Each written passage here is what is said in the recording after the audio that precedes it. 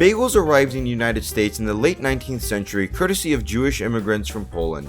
They were sold on the streets of New York's Lower East Side, stacked up on poles or hung up from strings, making it easy for customers to buy and enjoy them on the street. Today, I will be showing you how to make the best ham, egg, and cheese sandwich on an everything bagel.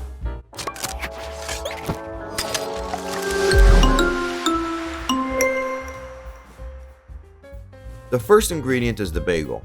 I'm a big fan of everything bagels, but you can use any bagel you would like. We will be using 1 egg, a little bit of butter to coat the pan and add a bit of taste, 2 slices of ham, and finally a slice of mustard cheese. If you have a preferred cheese, feel free to use that one instead. Turn your flame to medium-high, add a bit of butter, coating the surface of the pan.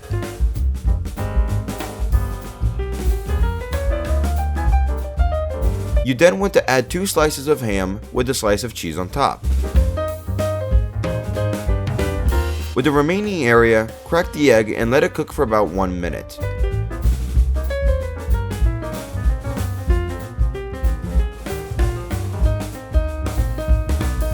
Add some salt and some pepper. In the meantime, you want to toast your bagel until it's a bit crunchy on the outside but still soft on the inside. After the minute has passed, flip the egg over. If you like it runny, don't break the yolk.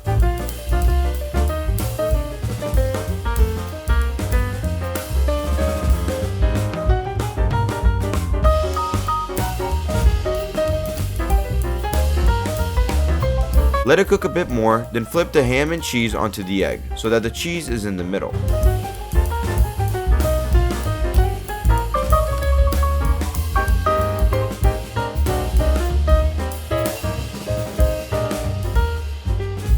Simply place the egg, ham, and cheese onto the bagel, and your sandwich is ready.